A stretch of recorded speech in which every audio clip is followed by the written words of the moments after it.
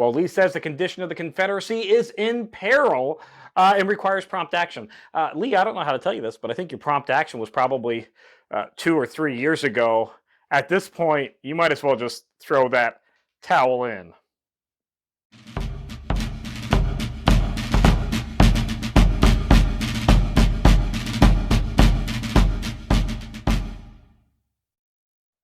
Hello and welcome to Civil War in Hindsight. I am Lieutenant Tommy. With me, as always, is Prospector Johnny. And Johnny, you're looking quite splendiferous today in your new. Is that a dressing gown? Is that your new? Is that a nightshirt? Yes, it's a meditation robe. I thought maybe going to the man of the cloth. I'm tired of this war. I thought I'd maybe seek some deeper meaning or higher, maybe pray to some higher powers even, and try to end this shit. This is Johnny, it's desperation move. I see your sign. Over under 5.5 weeks. I think we're under. I think this war is going to be over in less than 5 weeks. You're taking the under. I'm taking the under. Really? Yep, I'm going to take the under. I think we're there. It was so close. I think the last time I did this, you also took the under, and it was horribly wrong. Maybe a couple of years ago. Yeah, I think it was the first year and over or under before Christmas. All right, well, we'll see. We'll see if the under hits. This one, I got some inside information, Johnny. I think we're good. The week is going to open up on the 10th with Lee ready to trade to President Davis, saying that, hey, the condition of the Confederate Army is in peril. It requires prompt action. There is nothing that anybody can do for you at this point, surrender. buddy, other than you should just go ahead and surrender. Yeah, that's the prompt. That's what the prompt action is. The prompt action is to surrender. Yes, that's easy enough. That's great. I think that's a fantastic idea. Remember at the end of last week, Bragg was trying to attack Cox's forces, right? Remember that very, very briefly. Well, that wraps itself up on the 10th. He does multiple attacks onto Cox's positions. He can't break through, and then is forced to retreat himself. His plan is now to link up with Johnson near Goldsboro and have the two armies link up and then go and attack Sherman together with their combined forces of 20,000 people. On paper. On paper. Yeah, I was going to say, is that 20,000 that they expect or 20,000 that they know of? They're hoping. Those numbers usually don't line up. No, they don't. No. On the 11th, Sherman is going to occupy Fayetteville, and yet another Confederate city is inside Union hands within this month.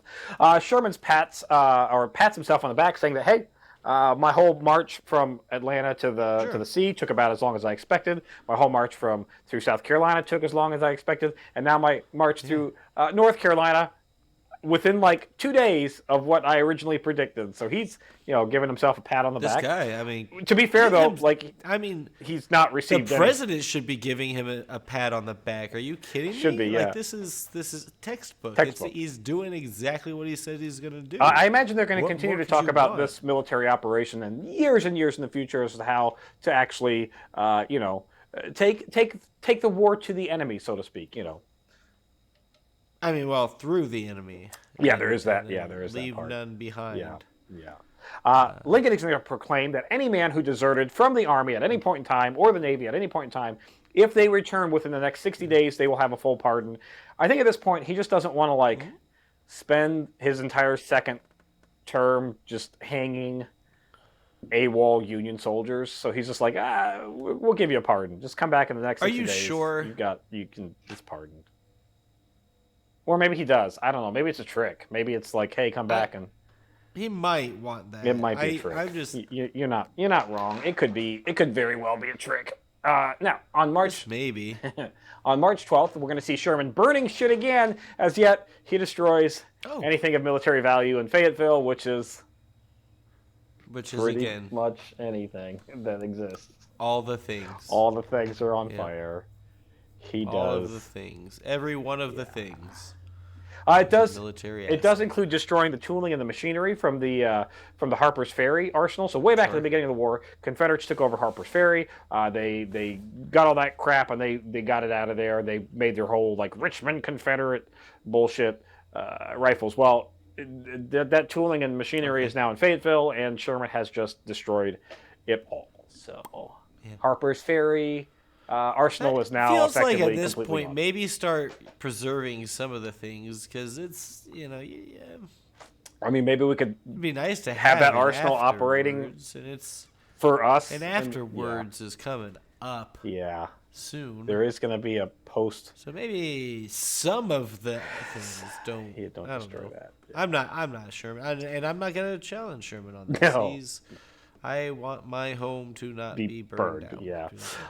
On March 13th, Johnny, out of desperation, it's official that the Confederates will allow slaves to fight, or I should say, force the slaves to fight. There is mentions that if they do fight, they will receive their freedom paperwork, but that isn't actually written anywhere in the law, so it's probably bullshit. That's just a rumor? That's just, yeah. How long does it take to train a soldier, Lieutenant Tommy?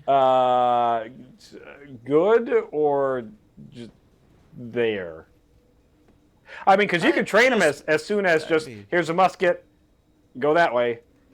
Trained. Yeah, well, and so it feels like they might just be forced to be cannon fodder at this point. Like this doesn't feel like they're going to take the time to properly train them in the tactics of war. I don't think they're gonna. Because if they do, it'll be too late, right? How if you wanted a good soldier, like at least a couple months of good solid training should have a sort of competent soldier who can at least know how to march properly in the right direction. Yeah, and these are probably folks who would they have handled guns before? No, not likely. No. Like not even in a recreation system. No, I'm pretty sure in most of the states of the Confederacy it was illegal to have a man of color hold a gun, let alone operate said firearm. That makes sense from the aspect of that would make it easier for them to revolt and kill the people who are enslaving them. Yeah, do those things. All right, well, good luck with your soldiers. I hope you don't just. I don't know. Yep. This seems like it's gonna suck. I don't think it's. I will eat my hat if we actually see any of those slaves in the battlefield at all. It's not. Why are we eating hats? It's just an expression, man. I don't know because nobody wants to eat. Yeah, but why? Why are we eating a hat? This one has a leather brim, so there's at least some nutritional value if I were to eat said leather brim. Sure. Okay. It's like you're okay. Well, I'm just saying. I didn't answer my question. I don't have an answer for your question, Johnny. Trader President Davis is going to demand that the Confederate Congress not adjourn for recess and actually stay in session because he says that they don't get the country's in peril.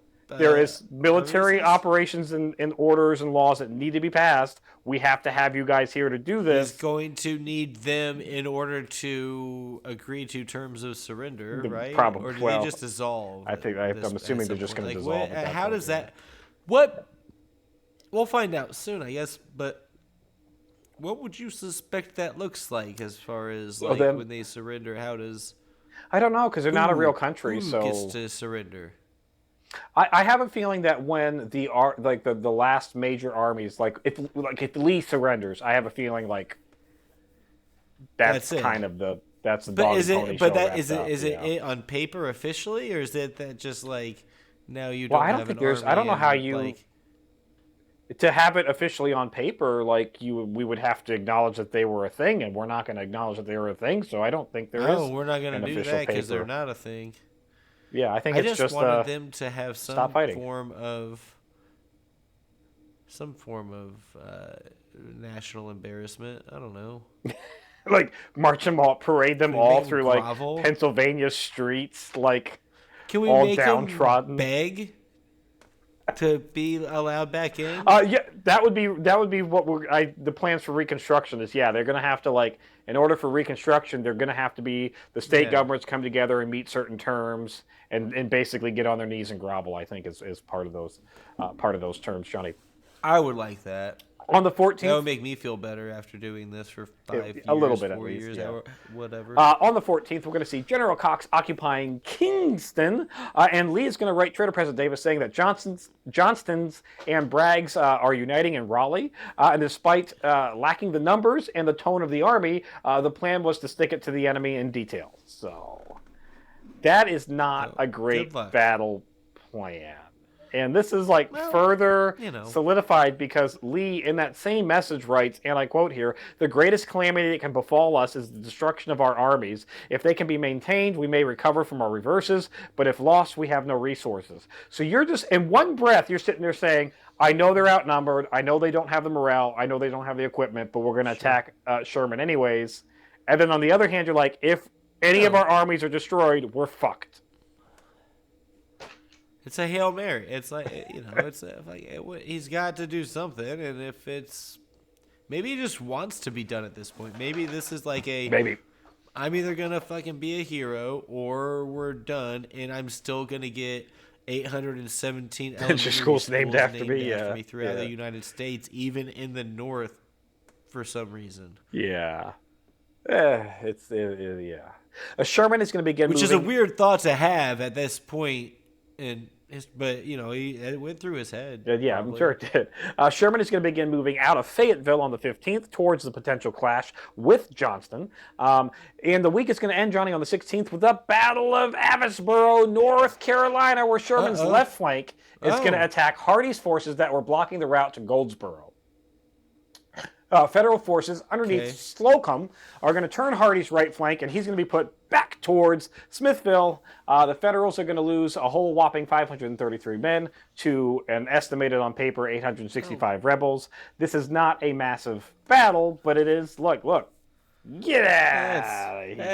That's a lot of, that's still a significant number of people. Well, yeah, I know, but in comparison, like Gettysburg and that kind of stuff, like it's no, let's we're barely, right, because everything's a comparison, right? Everything's gotta died. If I break my toe, it doesn't hurt because other people have had 5 broken ribs and a broken arm at the same time.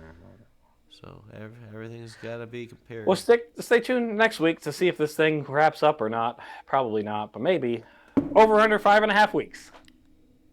Over. That's it for this week in Civil War in Hindsight. If you enjoy Civil War in Hindsight, check out Historic Hindsight. We got Patreon. If you want some behind-the-scenes content, we've got that over there. It's real cheap membership. There's a chat room where you can talk to us directly. We're pretty good about keeping up a conversation going that gets you the ins and outs of our failed experiments, like when we went on live and got booted for reasons. We got shorts where you can listen to me go on tangents, and we got long format videos where you can listen to non-Civil War related content like our presidential series.